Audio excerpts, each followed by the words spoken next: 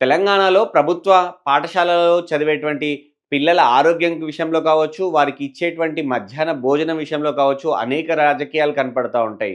ఎందుకు అంటే పలానా చోట ఆహారం బాగాలేదనో, లేకపోతే ఫుడ్ పాయిజన్ అయిందో, లేదంటే ఫుడ్ పాయిజన్ అయ్యి ఆస్పత్రుల పాలయ్యారనో, మరణించిన సందర్భాలు ఇలా చాలా వార్తలు ప్రతిసారి చూస్తూనే ఉంటాం. ముఖ్యంగా ఇటు వర్షాకాలంలో కావచ్చు, లేదంటే చలికాలంలో ఇలాంటికి సంబంధించినటువంటి కేసులు ఎక్కువగా కనిపిస్తా ఉంటాయి. ఎన్ని చర్యలు తీసుకున్నా కూడా ప్రభుత్వాలు ఎన్ని మారినా కూడా ముఖ్యంగా ప్రభుత్వ పాఠశాలల్లో చదువుకునేటువంటి విద్యార్థుల మధ్యాహ్న భోజనం సంబంధించినటువంటి ఇష్యూస్ కావచ్చు, ప్రభుత్వ హాస్టళ్లలో, సంక్షేమ హాస్టళ్లలో ఉండి చదువుకునేటువంటి పిల్లలకు సంబంధించినటువంటి ఫుడ్ విషయంలో అనేకమైనటువంటి ఆరోపణలు వస్తా ఉంటాయి.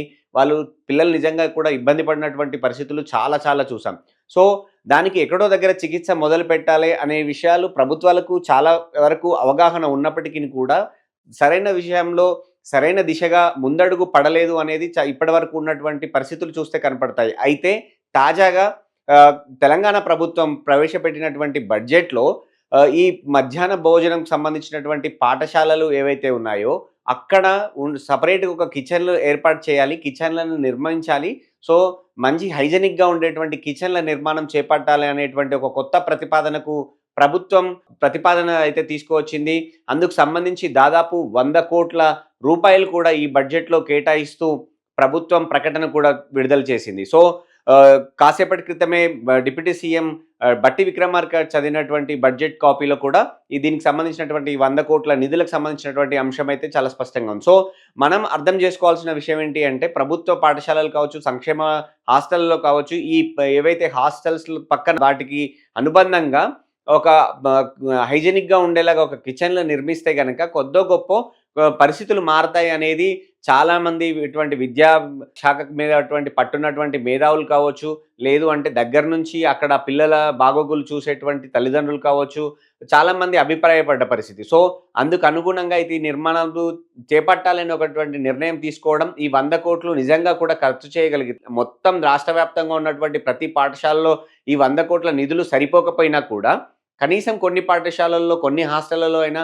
పరిస్థితులు మారే అవకాశం ఉంటుంది. వరుసగా ఒక 2, 3 సంవత్సరాలు ఇలా నిధులిస్తూ పెంచుతూ పోతే హాస్టల్స్‌లో ఉన్నటువంటి విద్యార్థులకు సంబంధించినటువంటి ఆ స్ట్రెంత్ ఆధారంగా అక్కడ ప్రత్యేకమైనటువంటి కిచెన్‌లు నిర్మిస్తే గనక హైజీనిక్‌గా అనేది మెయింటైన్ చేస్తే గనక ఈ ఫుడ్ పాయిజన్ కేసులనేటివి కూడా తగ్గే అవకాశానికైతే ఒక అడుగు ముందు పడుతుంది అనేదైతే మనం గమనించవచ్చు. ఇప్పటికే ప్రభుత్వం కూడా ఇటు కేంద్ర ప్రభుత్వం నుంచి వచ్చేటటువంటి నిధులను కలుపుకొని రాష్ట్ర ప్రభుత్వం కూడా ప్రతి విద్యార్థిపై మెనూ ప్రకారంగా కొంత మెనూ మార్చిండం జరిగింది. సో, ఆ మెనూకు అనుగుణంగా ధరలను కూడా సవరిస్తూ నిర్ణయాలు తీసుకోవడం జరిగింది. సో, మొన్నటి వరకు ఆ మెనూ ప్రకారం ఇవ్వాల్సినటువంటి ఏవైతే ఫుడ్ పెట్టాలనో ప్రతి విద్యార్థిపై ఏదైతే ఖర్చు చేయాలనో ఆ అమౌంట్‌కి సంబంధించినటువంటి కొంత పెంచారు. సో, ఇప్పుడు కిచెన్‌లకు సంబంధించినటువంటి నిర్మాణం కోసం ఒక 100,00,00,000 రూపాయలిచ్చారు. సో, ఇవి కొద్దో గొప్పో ఈ అడుగులు అనేటివి బెటర్‌మెంట్ వైపైతే ఉంటాయి అనైతే చెప్పుకోవచ్చు. ప్రభుత్వ పాఠశాలలు బలోపేతం చేయాలన్నటువంటి నిర్ణయానికి ఈ ఆలోచనలు అయితే, ఈ బడ్జెట్ అయితే కొంత సానుకూలంగా ఉండే అవకాశం ఉంది. మరోవైపు గత సంవత్సరంతో పోలిస్తే బడ్జెట్ ఓవరాల్‌గా పెరిగిన దానికి అనుగుణంగానే ఇటు గతంలో 23,000,00,00,000 పైచిలుకు నిధులు కేటాయిస్తే గత బడ్జెట్‌లో ఈసారి 26,000,00,00,000 పైచిలుకు బడ్జెట్ 26,674,00,00,000ను ఈసారి విద్యాశాఖకు ప్రతిపాదించారు. అయితే వీటికి అదనంగా మరో 5,000,00,00,000 ఇంటిగ్రేటెడ్ స్కూళ్ల నిర్మాణం కోసం కావచ్చు, అలాగే ఈ 100,00,00,000 ఏవైతే ఉన్నాయో అవి ప్రభుత్వ హాస్టల్స్, స్కూల్స్ అనుబంధంగా ఏవైతే కిచెన్‌లు ఏర్పాటు చేయాలనే దానికి సంబంధించినటువంటి నిధులు కావచ్చు, వీటితో పాటు ఉస్మానియా క్యాంపస్ కోసం మరో రూ. 1,000,00,00,000 ఏదైతే గతంలో ప్రభుత్వం ఇచ్చిందో దానికి అనుగుణంగా నిధులు కేటాయిస్తూ ఇప్పుడు తీసుకోవడం కొంత విద్యాశాఖకు కొంత నిధులు అనేటివి పెంచినట్టుగా కనపడతా ఉంది. దీనికి సంబంధించి విద్యావేత్తలు కావచ్చు, వివిధ సంఘాల నేతలు కూడా కొద్దో గొప్ప పెరిగినాయి. ఇంకా పెంచితే బావుండేది. కానీ కొంతైనా పెరిగినందుకు అయితే ఖచ్చితంగా సంతోషపడాల్సిన అవసరం ఉంది.